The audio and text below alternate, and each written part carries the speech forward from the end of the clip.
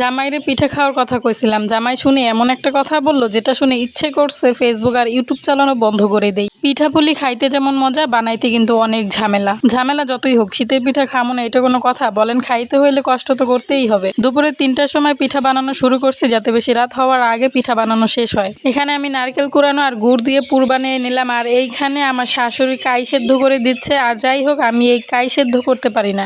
এখন শুরু হবে যুদ্ধ। আর এই যে কাইটা মাজতে হয়, এটাই হচ্ছে পিঠার আসল রহস্য। এই মাঝামাঝি যত ভালো করে করা যায় ততই পিঠা অনেক সুন্দর হয়। আমার শাশুড়িরে কইছিলাম পুলি পিঠার কাই করে দিতে, আর আমার শাশুড়ি করে দিছে ভাপা পিঠার কাই। এখন তো আরো ঝামেলা। এখন সেই কাই পানি দিয়ে মাছতে মাছতে পুলি পিঠার কাই করছি, এতে আরো ঝামেলা বেশি করতে হয়েছে।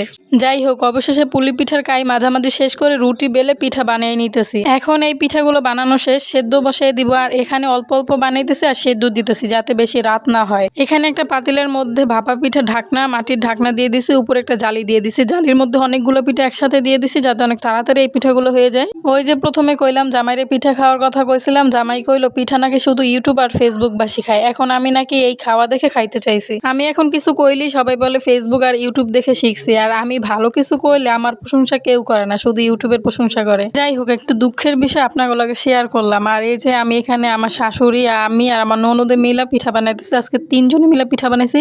আর ওই যে প্রথমে কইলাম যে আজকে তাড়াতাড়ি পিঠা বানাইতে নিছি যাতে বেশি রাত না হয়। এর মধ্যেই কিন্তু আমাদের অনেক রাত হয়ে গেছে, প্রায় 8:30টার মতো বেজে গেছে। শেষে আমরা 3জনে মিলে এই পিঠাগুলো বানাই নিছিলাম। আর আমার শাশুড়ি এখানে চুই পিঠাটা বানাই দিতেছে। আমি চুই পিঠা বানাইতে পারি না, আমার শাশুড়ি বানাই দিতেছে। আর এই যে দেখেন, আমি কিছু কুলি পিঠা বানাই নিছিলাম। এখন এই কুলি পিঠাগুলো এই চুইয়ে পিঠার মধ্যে দিয়ে দিব। আর আমার শাশুড়ি দেখে কইতেছে যে এরকম পিঠা নাকি সে কখনোই খায় নাই, চুইয়ে পিঠার মধ্যে পুলি পিঠা। আমি তো এটা ইউটিউবে দেখছি।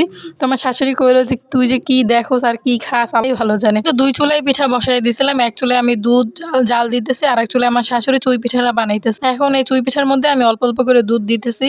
আর অনেকেরই দেখছি গুড় আর নারকেল দিয়ে যদি পিঠা বানায় তার মধ্যে নাকি দুধ দিলে ছড়া পড়ে যায়, কিন্তু আজকে তো আমিও এই গুড়ের মধ্যে দুধ দিছি কিন্তু ছড়া পড়ে নাই। আর আজকে কিন্তু আমাদের এই পিঠা বানাইতে বানাইতে প্রায় রাত 10টার মতো বেজে গেছে। আর এই পিঠাটা কিন্তু খাইতে অনেক মজা হয়েছিল, অনেক ভালোই লাগছে।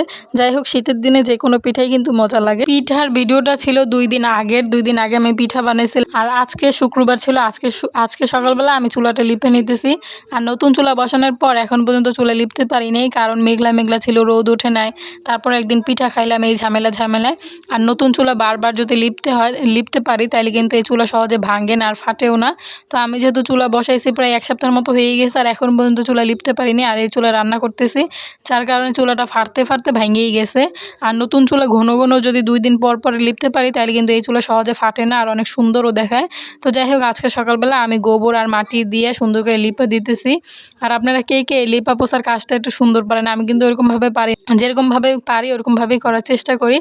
আজকে ওষাটা আমি অর্ধেকটা লিপে নিছি আর অর্ধেকটা রাইখে দিছি, কারণ চুলা লিপতে লিপতে প্রায় আমার 12টার মতো বেজে গেছে। রান্না বসাই দিতে হইব। আর এই যে অর্ধেকটা চুলা আমার বাকি আছে। আজকে যেহেতু 2 চুলাটা লিপে নিছি, এখন তো 2 চুলা রান্না করতে পারবো না, এই জন্য আমি 1 চুলায় আমি ভাত বসাই দিয়েছিলাম। ভাত হইতে হইতে এখানে আমি সব কাজকর্ম শেষ করে নিছি। আর এখানে আজকে ব্রয়লার মুরগি দিয়ে চালকুমার দিয়ে রান্না করে নিছিলাম। আর 1 চুলা রান্না করলে আমি খুব আরামসেই রান্না করতে পারি, কারণ একটা জিনিস হইতে হইতে আর একটা তরকারি কুটে নিতে পারি। আজকে আমি করলা ভাজি করছিলাম আর মুরগির মাংস রান্না করছিলাম। সব কাজকর্ম শেষ করে এখন আমি খাইতে বসছি। আর এখানে মরিচ ভর্তা বানিয়েছিলাম আর করলা ভাজি দিয়েই আজকে আমি খাইয়ে নিতেছি। আমি যাই রান্না করি না কেন, আমার কিন্তু মরিচ ভর্তা লাগবেই লাগবে। তো যাই হোক, আজকে আমার ভিডিওটা তোমাদের কাছে কেমন লাগলো অবশ্যই কিন্তু কমেন্টে জানিয়ে দেবা। সবাই ভালো থাকবা, সুস্থ থাকবা। দেখা হবে পরবর্তী কোনো ভিডিও।